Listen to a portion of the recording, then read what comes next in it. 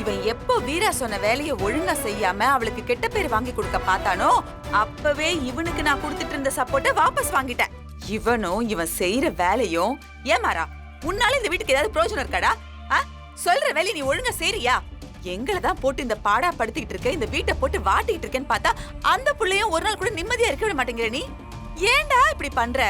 திங்கிற சோத்துக்கு ஒரு நாளாவது நம்ம வீட்டுக்கு உபயோகமா இருக்கணும்னு நினைச்சு பாரு மனசுல. நைட்டு பூரா அந்த பச்சை கலர் ஃபைல காணோன்னு அவ எவ்வளவு புலம்பிட்டு இருந்தான்னு தெரியுமா? எப்ப பாரு உனக்கு விளையாட்டு. நான் இவனை நீ இன்னும் 2 பலமா வச்சிருக்கணும். அட சின்னம்மா, அது பச்சை கலர் ஃபைல் இல்ல, சிகப்பு கலர் ஃபைல். ஓ, நீதானா?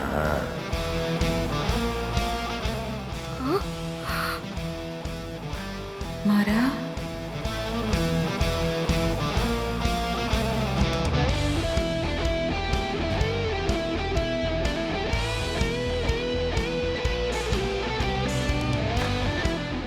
அட அதான் ஃபைல் கிடைச்சிருச்சுல்ல. சும்மா அதையே சொல்லி கொழுந்தனார திட்டாதீங்க.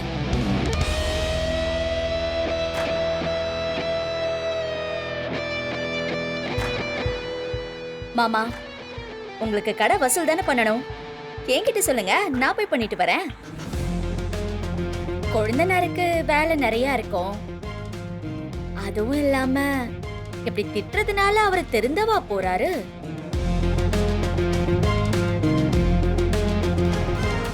அண்ணி, அது ரெட் கலர் ஃபைல் நான் யார்கிட்டயும் சொல்லலையே.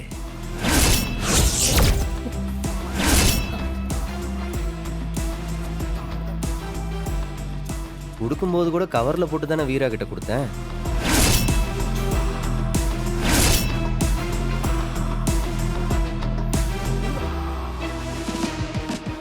அது ரெட் கலர் ஃபைல்னு எனக்கும் வீராக்கும் மட்டும்தான் தெரியும். நீங்க எப்படி கரெக்டா ரெட் கலர் ஃபைல்னு சொன்னீங்க? அது வந்து ஏதோ ஒரு குத்துமதிப்பா தான் சொன்ன கொழுந்தனாரே.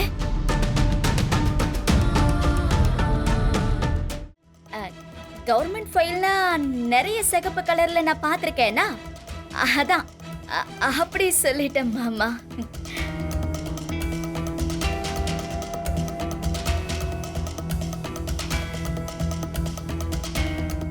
கொழுந்தனாரே, அது சிகப்பு கலர் ஃபைல்னு வீர தங்கச்சி சொல்லுச்சே. சண்டை போடும்போது கூட சொல்லி உங்களெல்லாம் திட்டுச்சே, கவனிக்கலையா நீங்களா? ஆமா ஆமா, சொன்னாலும் சொல்லியிருப்பாங்க. சொன்னல. சரி, இதெல்லாம் ஒரு பிரச்சனையா? விடுங்க நீ. எனக்கு ஒரு மாதிரி தலை வலிக்குது, ஒரு டீ போட்டு எடுத்துட்டு வரீங்களா? சரி, நான் போய் எடுத்துட்டு வரேன்.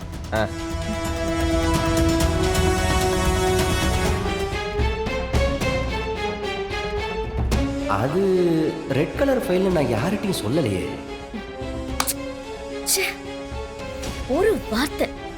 ஒரு வார்த்தையில என்ன மாட்டி விட பார்த்துட்டானே. லேசா வாய கொடுத்து அப்படியே வார்த்தையை புடுங்கிட்டான். மாறனுக்கு என் மேல சந்தேகம் வந்துருச்சு. கண்டிப்பா இனிமே நான் பண்ற ஒவ்வொரு காரியத்தையும் சந்தேகப்பட்டு தான் பாப்பான். அவனோட கவனத்தை வேற பக்கம் தான் திருப்பி ஆகணும். அதுக்கு ஏதாவது பண்ணணும். என்ன வழி பண்ணலாம்?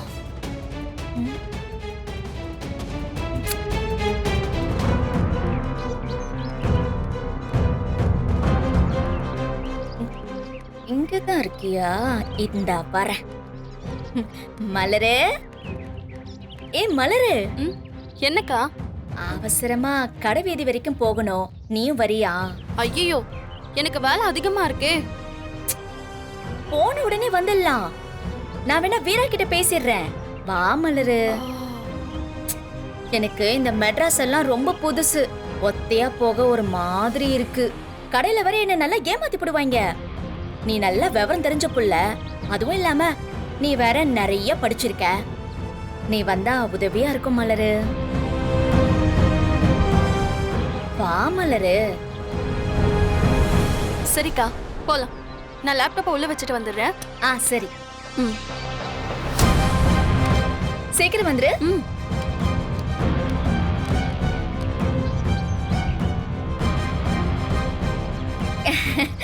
போலாமா? போலாம். போலாமா? வாங்க. வா வா வா. கொழுந்தனாரே, ஆ சொல்லுங்க நீ. இதெல்லாம் உங்க சட்டை தானா? ஆமா. இல்ல, துவைக்கணும், அதான் கேட்டேன். வேற ஏதாவது துவைக்காம இருந்தா கூட சொல்லுங்க, நான் துவைச்சு தரேன். நீங்க ஏன் இதெல்லாம் பண்றீங்க? அத்தை துவைச்சு போட்டுரும். அட இருக்கட்டும் கொழுந்தனாரே, இதெல்லாம் மிஷின்ல போட்டா வீணா போயிடும். காலர்லாம் பாருங்க ஒழுங்காவே துவைக்காது. நானே இதெல்லாம் கையால துவைக்கலான்னு எடுத்துட்டு போறேன். அண்ணி அதெல்லாம் வேண்டாம் அண்ணி. இருக்கட்டும் கொழுந்தனாரே. குழந்தைங்கிறவன் கூட பிறந்த தம்பி மாதிரி. கிராமத்துல எல்லாம் அப்படிதான் சொல்லுவாங்க. எனக்கு அண்ணன் தம்பின்னு யாரும் கிடையாது. இந்த குடும்பத்துல நீங்களாம் தானே அந்த மாதிரி உறவு. துவைச்சதெல்லாம் நான் அயன் பண்ணி வச்சிடுறேன். இனிமே நீங்க அயன் பண்ண சட்டையை தான் போட்டுட்டு போகணும், சரியா? Okay okay. சரி. ஏன்பா இதெல்லாம் உண்மைதானா? எது? இல்ல இவங்களோட பவ்யம் பாசம். இவங்க அவ்வளோ சைலண்டா இருக்கிற ஆளே இல்லை. இவங்க அந்த அளவுக்கு மாறி நடந்துக்கிறாங்கன்னா இதுக்கு பின்னாடி வேற ஏதோ காரணம் இருக்கு.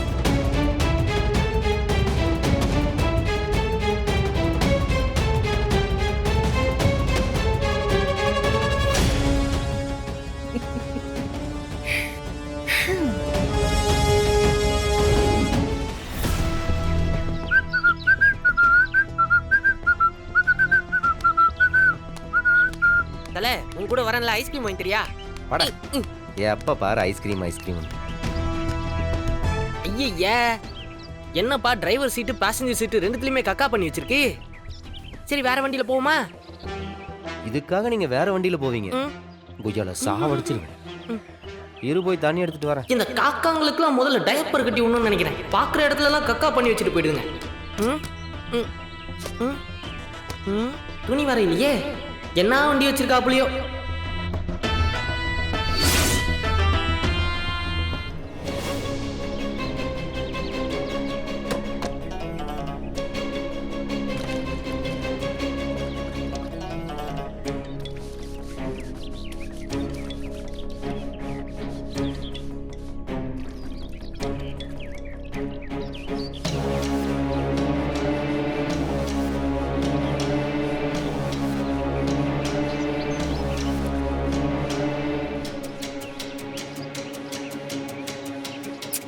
என்ன கொழுந்தனாரே, நாளைக்கெல்லாம் பைக்கை இப்படி வெளியில விடாதீங்க. அதான் சைடுல மாமா ஷெட்டு போட்டிருக்காருல, ஷெட்ல விட்டுருக்கலாமே. இல்லனா காக்கா அசிங்கம் பண்ணிட்டே தான் இருக்கும். இருங்க, நல்லா தொடச்சிடுறேன்.